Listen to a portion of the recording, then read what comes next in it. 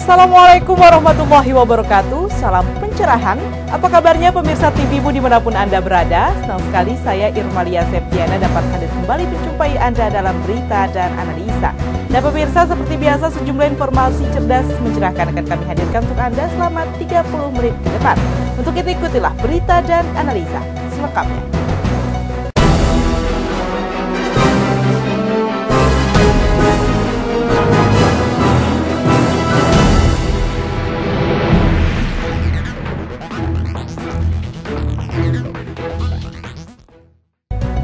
Pemirsa, dengan maraknya klaim yang mengatakan dukungan Muhammadiyah kepada salah satu kandidat capres, hal tersebut dibantah oleh Ketua Umum Pimpinan Pusat Muhammadiyah Din Syamsuddin. Menurut Din Syamsuddin, Muhammadiyah adalah organisasi dakwah yang netral dan tidak berafiliasi dengan partai politik tertentu. Setelah sempat diberitakan oleh media online dan TV swasta bahwa Muhammadiyah condong dan mendukung kandidat capres-cawapres tertentu, Ketua Umum Pimpinan Pusat Muhammadiyah menepis tudingan tersebut. Sebagai organisasi massa Islam yang tertua di Indonesia, Muhammadiyah bukanlah gerakan politik, melainkan sebagai gerakan pembaharuan Islam. Gerakan pembaharuan melalui pemurnian, pendidikan, kesehatan, dan kesejahteraan. Hal tersebut dapat terlihat dari kiprah dan kredibilitas Muhammadiyah di berbagai aspek tersebut. Din Syamsuddin juga mengakui banyak kader Muhammadiyah yang aktif dalam dunia politik. Meski demikian, Din Syamsuddin menegaskan bahwa Muhammadiyah adalah organisasi dakwah pembaharuan tidak memihak terhadap partai tertentu, namun membebaskan kader-kadernya untuk aktif dalam politik dengan catatan tidak membawa nama Muhammadiyah. Ucapkan terima kasih atas kehadirannya, dan saya tahu tadi waktu Pak Prabowo masuk, suasananya agak lain, ada teriakan Allahu Akbar, Allahu Akbar, berarti rupanya banyak juga pendukung dari Pak Prabowo. Tapi ingin saya katakan, sesuai khitoh organisasi, khitoh Muhammadiyah, dan merupakan keputusan Muktamar Muhammadiyah tahun 1971 di Makassar, bahwa Muhammadiyah adalah gerakan dakwah, gerakan kebudayaan. Ranah perjuangannya adalah perubahan kultural, to strengthen the cultural base within the society, memperkuat landasan budaya dalam masyarakat. Maka kader-kader dan tokoh-tokoh aktivis Muhammadiyah adalah kader-kader kultural untuk menjadi ujung tombak pada perubahan kultural ini. Dan khitoh itu menegaskan Muhammadiyah tidak mempunyai hubungan organisatoris serta tidak berafiliasi dengan partai politik manapun. Dan oleh karena itu, dan insya Allah akan diputuskan oleh sidang tanwir ini, organisasi memberi kebebasan kepada anggotanya, pada warganya, untuk memilih secara cerdas, dengan penuh tanggung jawab, memilih pasangan calon presiden dan wakil presiden dengan dua kriteria. Pertama, mampu bersedia untuk menunaikan cita-cita Muhammadiyah yang tiada lain adalah izzul Islam wal muslimin, kejayaan Islam dan umat Islam. Dan yang kedua, meraih cita-cita negara, cita-cita nasional, yaitu Indonesia yang maju, adil, makmur, berdaulat dan bermartabat. Dengan demikian, silaturahim kita ini akan bermakna, dan mudah-mudahan Pak Prabowo selamat kembali pulang ke ibu kota dan meneruskan aktivitas kampanyenya. Kalau tadi beliau sendiri mengatakan bukan kampanye, tapi hanya penjelasan tentang visi dan misinya. Ini banyak warga Muhammadiyah jadi anggota Bawaslu, Pak. Tapi saya yakin tidak akan disemprit oleh Bawaslu karena sifatnya adalah penjelasan tadi. Dengan menegaskan sikapnya tersebut, maka Muhammadiyah tetap berada dalam prinsipnya, yaitu organisasi massa yang tidak berafiliasi terhadap poros politik tertentu. Hal tersebut tentunya berbeda dengan anggapan beberapa pihak yang menganggap Muhammadiyah mendukung salah satu kandidat capres dan cawapres. Fatriadi memberitakan dari Jakarta. Meskipun menyatakan netral dalam Pilpres 9 Juli mendatang, Nahdlatul Ulama atau NU menjadi objek rebutan antar kandidat capres. Said Akil Siraj, sang Ketua Umum NU, merapat ke Prabowo Subianto, sementara Sayap NU merapat ke Jokowi. Sebagai organisasi Islam terbesar di Indonesia, Nahdlatul Ulama atau NU dilirik oleh kedua kandidat pasangan capres dan cawapres yang bersaing. Di kalangan petinggi NU terdapat nama sang Ketua Umum Said Aqil Siraj dan tokoh NU Mahfud MD yang menyatakan diri bergabung ke kubu Prabowo. Sementara di kubu Jokowi terdapat nama Ketua Umum Muslimat NU Khofifah Indar Parwansah, Ketua Umum Gerakan Pemuda Ansor atau GP Ansor Nusrodin Wahid yang tergabung dalam tim pemenangan Jokowi JK. Ketua Umum Muslimat NU Khofifah mengungkapkan bahwa sebagai perempuan kader NU dirinya merasa terhormat bisa bergabung dalam tim yang memenangkan Jokowi. Ya itu termasuk saya rasa yang nanti SOP-nya lah ya. Jadi posisinya untuk jubir capres dan ya untuk bidang apa atau teritorial mana itu belum. Sementara itu Sekjen PKB yang juga kader dan pengurus NU Imam Nahrawi menegaskan NU akan mendukung Jokowi melalui kiai-kiai NU di daerah dan di pesantren. Saya kira kami juga bersyukur dari malam Pak JK sampai di kantor PKB, beberapa melalui Pak Jokowi juga di PKB, bahwa Khofifah, bahwa Muslimat, Pemuda Palestina dan Fataya dan seluruh program-program Nahdlatul Ulama, pesantren dan siap berada di barisan pemenangan PKB. Demikian yang bisa kami sampaikan. Terjunnya petinggi-petinggi NU ke dunia politik mulai dari ketua umum hingga organisasi sayap dan akar rumputnya dapat dilihat dari sejarah organisasi tersebut. Pada dekade 50-an, NU pernah mendirikan partai dengan nama yang sama yakni Partai NU. Meskipun sudah bubar, namun budaya politik aktif dalam organisasi tersebut masih kuat. Fatriadi memberitakan dari Jakarta. Menjelang pemilu Pilpres mendatang, diskusi mengulas visi, misi, dan program dua calon capres dan cawapres digelar untuk melihat gambaran besar kinerja yang akan dilakukan oleh para tim sukses kedua kandidat presiden. Dialog kenegaraan dilakukan untuk mengulas visi, misi, dan program dua calon capres dan cawapres untuk menghadapi Pilpres 9 Juli mendatang. Dalam diskusi ini dihadiri oleh tim sukses Prabowo Hatta dan para pengamat politik diantaranya. Namun sayangnya tim sukses Jokowi JK tidak hadir dalam diskusi tersebut, sehingga diskusi berlangsung satu arah saja. Meskipun begitu, antusias peserta untuk memahami visi misi dan program para capres begitu terlihat. Berdasarkan pernyataan pakar politik Ahmad Najib Burhani menjelaskan bahwa visi misi penting untuk diajukan untuk membenahi masalah bangsa yang krusial. Dan visi misi merupakan cerminan awal dalam melihat keseriusan seorang capres dalam memimpin bangsa 5 tahun ke depan. Kita itu memiliki beberapa persoalan yang tidak hanya penting, tetapi krusial, ya, krusial yang harus diadres, harus dijawab oleh para calon presiden itu. Dan dari mana kita melihat itu adalah dari visi dan misinya, kayak gitu.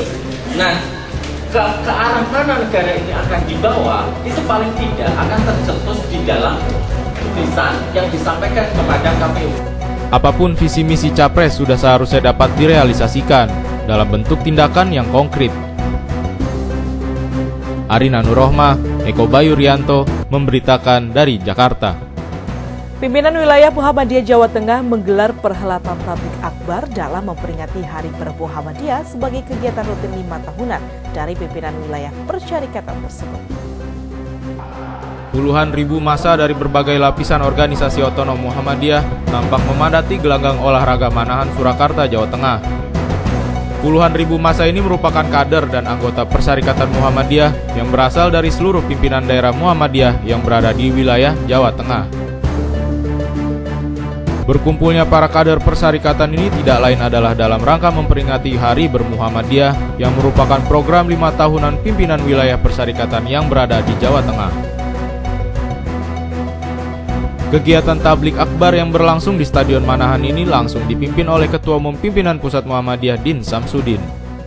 Dalam tabliknya, Din menyampaikan bahwa Hari Bermuhammadiyah sesungguhnya tidak terkait waktu. Ternyata Hari Bermuhammadiyah dilaksanakan secara berkala di daerah-daerah dan cabang-cabang Muhammadiyah di Jawa Tengah ini. Hari Bermuhammadiyah sesungguhnya Sekretaris Pimpinan Wilayah Muhammadiyah Jawa Tengah menyampaikan bahwa Hari Bermuhammadiyah merupakan sebuah tradisi yang sudah membudaya di wilayah Muhammadiyah Jawa Tengah. Wakil Ketua PDM Surakarta juga menyampaikan ucapan terima kasihnya kepada seluruh warga Muhammadiyah yang hadir mensukseskan Hari Bermuhammadiyah yang diadakan di kota Surakarta ini.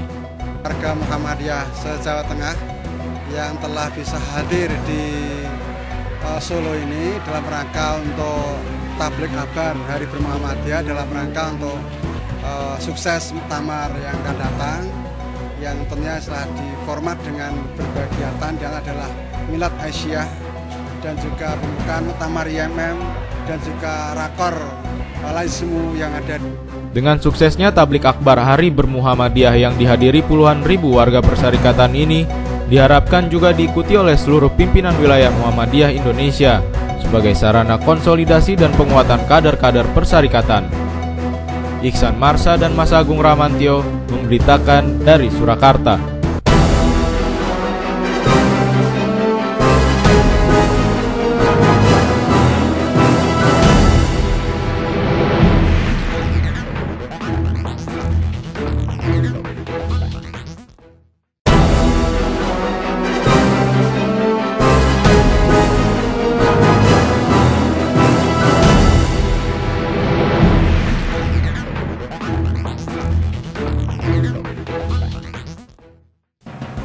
Ya pemirsa, menjelang pemilu presiden 9 Juli mendatang, kepolisian sudah mempersiapkan pengamanan. Untuk itu dilakukan simulasi gabungan penanganan huru-hara menghadapi pemilu mendatang agar kesiapan kepolisian lebih matang. Untuk mengamankan jalannya pemilu 2014 ini, Polda Metro Jaya mempersiapkan pengamanan dengan melakukan latihan gabungan simulasi penanganan huru-hara di Bundaran Hotel Indonesia. Sekitar 900 personel ikut serta dalam simulasi ini. Menurut Edi Tambunan selaku Direktur Binnas Polda Metro Jaya mengatakan bahwa simulasi ini dilakukan untuk mengamankan Capres dan Cawapres selama pemilu, pra-pelantikan dan pasca pelantikan presiden.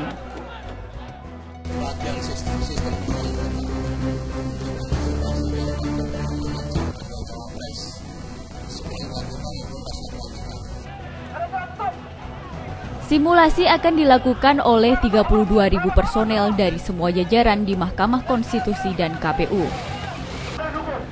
Arina Nurrohmah, Eko Bayurianto memberitakan dari Jakarta. Meski sudah memiliki amal usaha perguruan tinggi yang mencapai 172 perguruan tinggi di seluruh pelosok Nusantara, tak menghentikan Muhammadiyah untuk terus mengembangkan misinya dalam mencerdaskan bangsa. Untuk itu Muhammadiyah kembali membangun perguruan tinggi di Kabupaten Tangerang. Dengan jumlah amal usaha perguruan tinggi mencapai 172 perguruan di seluruh Indonesia, tak menghentikan Muhammadiyah untuk merasa cukup untuk membangun infrastruktur pendidikan dalam mencerdaskan bangsa. Selasa 27 Mei menjadi hari yang sangat bersejarah bagi pimpinan wilayah Muhammadiyah Tangerang. Cita-cita untuk mendirikan sekolah tinggi farmasi dan Institut Sains Teknologi akhirnya terrealisasi. Menempati lahan seluas 4.325 meter persegi dengan bantuan pinjaman dari Universitas Muhammadiyah Surakarta, peletakan batu pertama pun dimulai. Direncanakan pada bulan September gedung sudah berdiri dan siap menampung mahasiswa.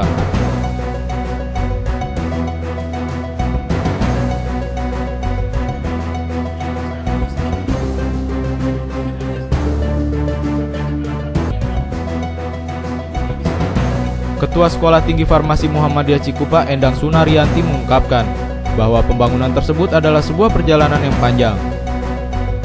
Sampai akhirnya perjalanan cukup panjang, sampai saya dibantu oleh Prof. Bambang Setiaji, Rektor UMS. Itu adalah anugerah ya buat kami. Kami punya power, punya kekuatan untuk melanjutkan Sekolah Tinggi Farmasi Muhammadiyah Tangerang ini. Itu mempunyai ada 7 PTM, salah satunya adalah sekolah tinggi, dan ini nantinya kami sudah berkomunikasi dengan baik ya dengan Prof. Malik Fajar bahwa ini nantinya akan menjadi Institut Sains Teknologi Mutu Muhammadiyah Tangerang. Ketua Pimpinan Pusat Muhammadiyah M. Goodwill Zuber menegaskan bahwa berdirinya perguruan tinggi tersebut harus melanjutkan cita-cita Muhammadiyah dalam mencetak intelektual yang sesuai dengan prinsip mahasiswa. perguruan tinggi, calon-calon pemimpin bangsa, para intelektual dan sebagainya. Bapak jangan lari dari tujuan pendidikan. Tujuan pendidikan perguruan tinggi. Apa tujuannya? Saya menjaga pasien. Di Pak Yatno sekarang 3.000 mahasiswanya. Jadi sekian banyak kampus yang dikelolanya, Pak Usman juga sebutkan. Saya ingatkan, saya mengingatkan. Sementara itu, asisten daerah Kabupaten Tangerang turut mengapresiasi berdirinya perguruan tinggi tersebut. Ia yakin perguruan tinggi tersebut turut berkontribusi dalam pembangunan Kabupaten Tangerang. Ya, terima kasih bahwa kami atas nama pemerintah daerah Kabupaten Tangerang, atas nama pimpinan Pak Bupati Pak Ahmed Zaki Iskandar, mengucapkan selamat kepada perguruan tinggi Muhammadiyah yang telah mendirikan sarana pendidikan sekaligus juga mendirikan sekolah tinggi farmasi dan sekolah tinggi teknologi mutu Muhammadiyah. Kami atas nama pemerintah daerah sekali lagi juga atas nama masyarakat Kabupaten Tangerang sangat bersyukur dan mudah-mudahan ini bisa mengakomodir masyarakat Kabupaten Tangerang yang sampai saat ini jumlahnya 3 juta, lebih kurang 3 juta. Dari sisi pendidikan insya Allah ini akan bisa mengakomodir keinginan masyarakat Kabupaten Tangerang. Fatriadi dan Riri Anggono memberitakan dari Tangerang. Perguruan Tinggi Muhammadiyah Aceh Tengah melakukan wisuda kepada 53 mahasiswa yang berasal dari Sekolah Tinggi Ilmu Hukum dan Sekolah Tinggi Ilmu Keguruan dan Pendidikan. Sidang Senat Terbuka Perguruan Tinggi Muhammadiyah Aceh Tengah dipimpin oleh Ketua Sekolah Tinggi Ilmu Hukum Mirwansyah. Acara wisuda ini berlangsung di Gedung Olah Seni Takengon, Aceh Tengah. Total mahasiswa yang diwisuda adalah 53 orang. Sebanyak 22 orang berasal dari Sekolah Tinggi Ilmu Keguruan dan Pendidikan, serta 31 mahasiswa berasal dari Sekolah Tinggi Ilmu Hukum. Perguruan Tinggi Muhammadiyah Aceh Tengah berdiri pada 30 April 1996 untuk menjawab kebutuhan sumber daya manusia yang siap menghadapi pembangunan di dataran tinggi Gayo. Selama 18 tahun usia Perguruan Tinggi Muhammadiyah Aceh Tengah telah melakukan 7 kali wisuda sarjana untuk Sekolah Tinggi Ilmu Hukum dan 3 kali untuk Sekolah Tinggi Ilmu Keguruan dan Pendidikan. Selama 18 tahun usia Perguruan Tinggi Muhammadiyah Aceh Tengah telah melakukan 7 kali wisuda sarjana untuk Sekolah Tinggi Ilmu Hukum dan 3 kali untuk Sekolah Tinggi Ilmu Keguruan dan Pendidikan. Disampaikan oleh Ketua Badan Pengurus Harian Perguruan Tinggi Muhammadiyah Haji Syarif Sabdin yang berharap Perguruan Tinggi Muhammadiyah dapat meningkatkan sumbangsinya pada perkembangan daerah. Wisuda 53 mahasiswa Perguruan Tinggi Muhammadiyah Aceh Tengah ditutup dengan penampilan paduan suara sekolah tinggi. Saiful Hadi memberitakan dari Takengon, Aceh Tengah.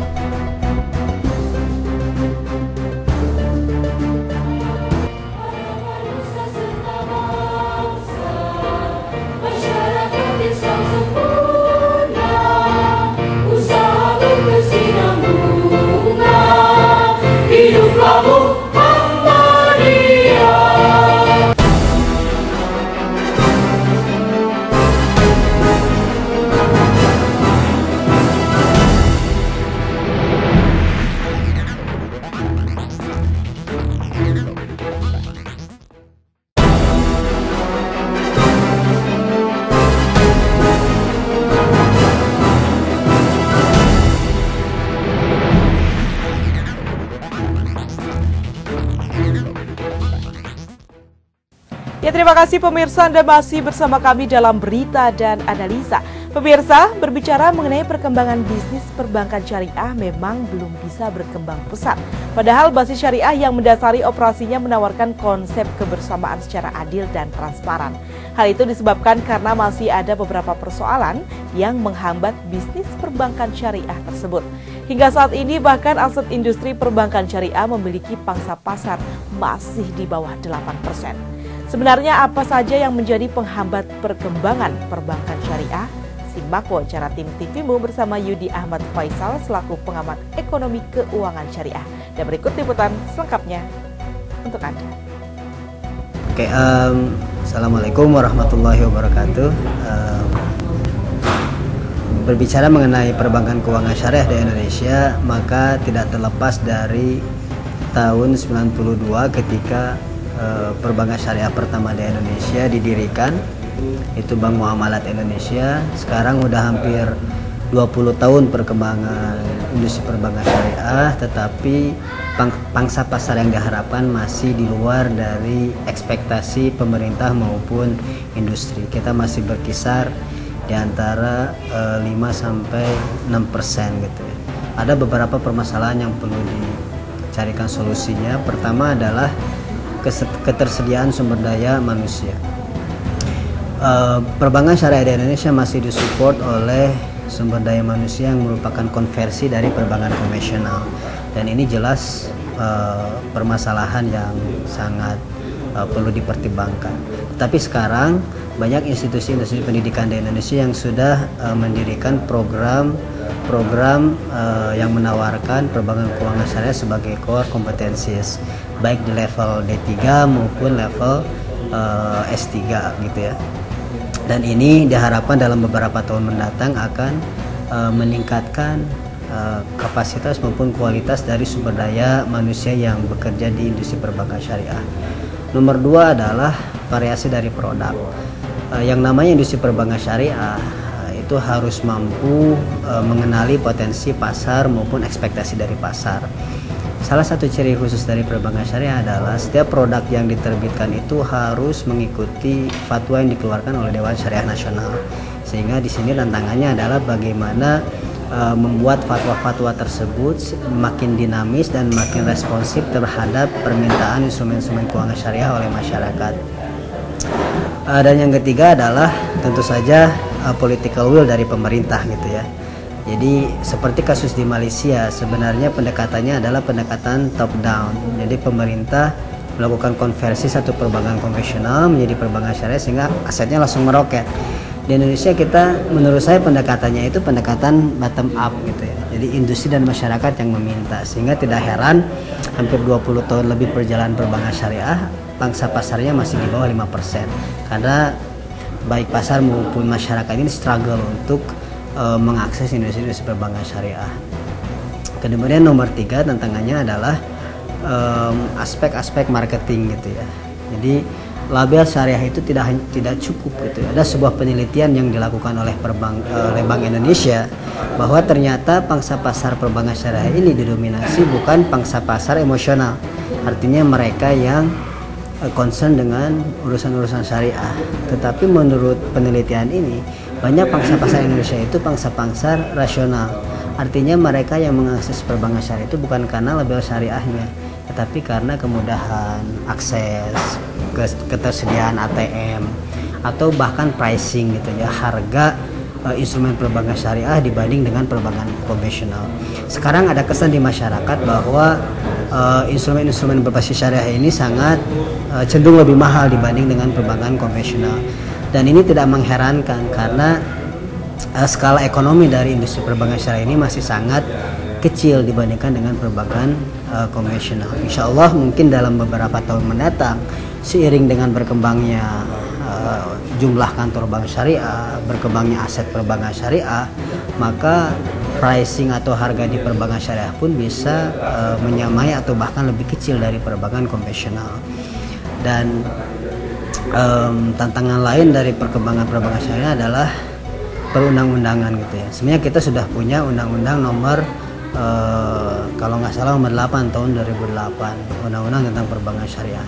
Sebenarnya ini masih sangat telat gitu ya dibandingkan dengan industri perbankan syariah di Malaysia gitu ya. Mereka sudah punya undang-undang dari tahun 1980. Kita baru ada undang-undang perbankan syariah itu tahun 2008 gitu ya.